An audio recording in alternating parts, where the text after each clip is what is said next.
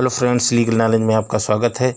आज मैं fundamental right का 5वां भाग, जिसे cultural and educational rights English में कहते हैं और हिंदी में इसे सांस्कृतिक व शिक्षा संबंधी अधिकार कहते हैं, की व्याख्या आपके सामने सरल शब्दों में करेंगे। इस अधिकार का वर्णन संविधान के अनुच्छेद 29 से 30 तक दिया गया है। आइए शुरू करते हैं इसकी व्याख्या। संविधान द्वारा प्रदत्त यह अधिकार भारतीय अल्पसंख्यकों के लिए बहुत ही महत्वपूर्ण है। इसके अनुच्छेद 29(1) में कहा गया है कि protection of interest of minorities, यानी अनुच्छेद 29 कहता है कि अल्पसंख्यकों के हितों की सुरक्षा की जाएगी। ये अनुच्छेद भारत में रहने वाले अल्पसंख्यकों के हितों की सुरक्षा की गारंटी देता है। और इसी अनुच्छेद के सब आर्टिकल 1 में ये कहा गया है कि नागरिकों का कोई वर्ग जो भारत या उसके किसी भाग में निवास करता है, वह यदि अपनी भिन्न भाषा, लिपि या संस्कृति रखता है तो उसे अपनी भाषा, लिपि, संस्कृति को संरक्षित करने का अधिकार होगा।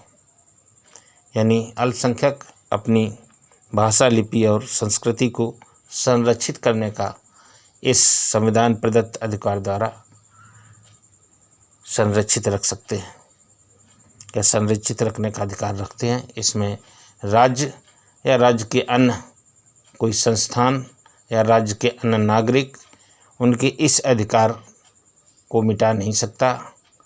अगर ऐसा करता है तो देश के अल्पसंख्यकों को न्यायालय का दरवाज़ा खटकाने का और वहां से न्याय प्राप्त करने का पूर्ण अधिकार होगा।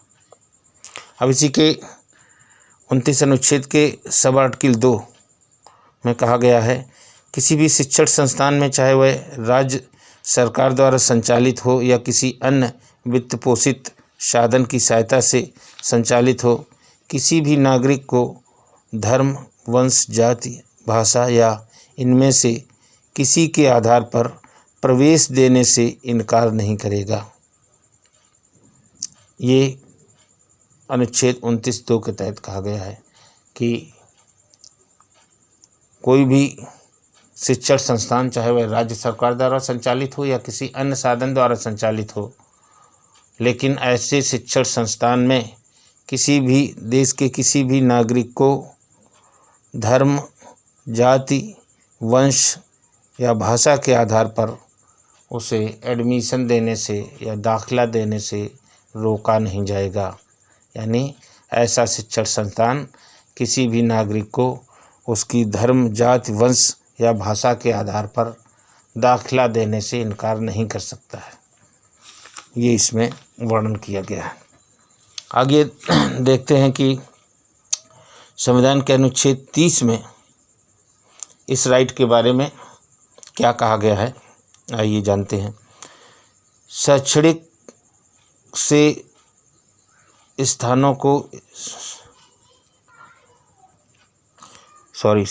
संस्थानों को स्थापित करने एवं उन्हें संचालित करने का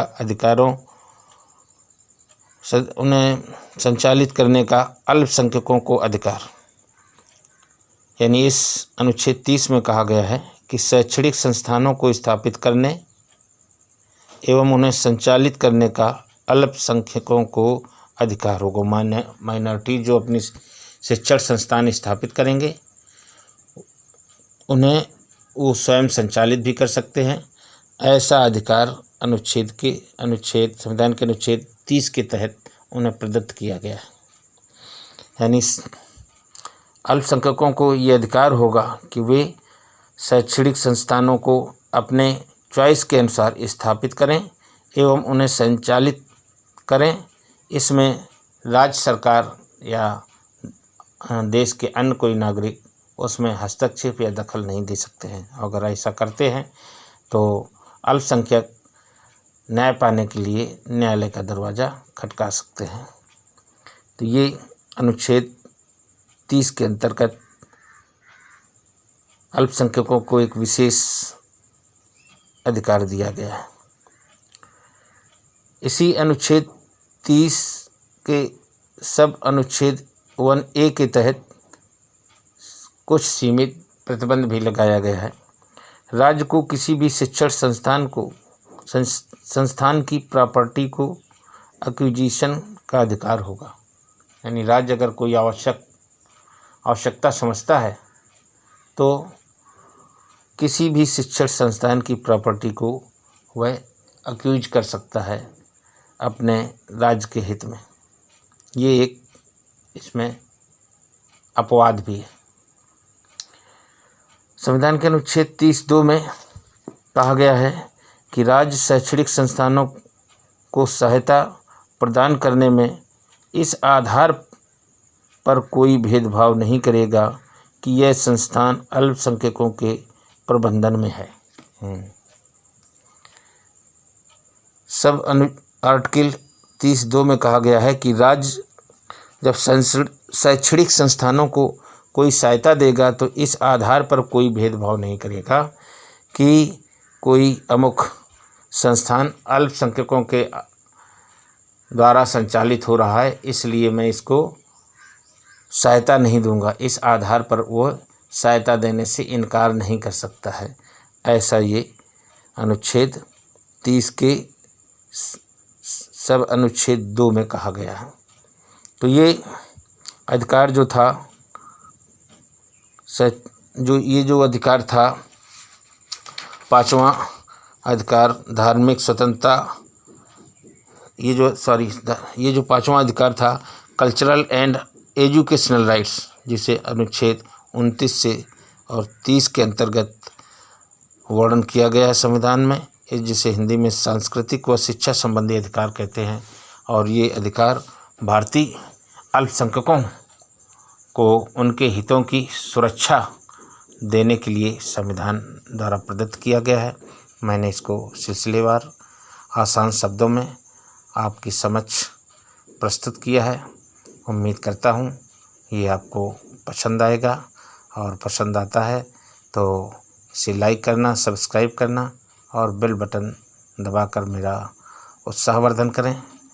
आपसे इस वीडियो में अब इजाज़त चाहते हैं। अगले वीडियो में नई जानकारी के साथ आपके सामने फिर उपस्थित होंगे। तब तक के लिए विदा चाहता हूँ। नमस्कार, जय हिंद।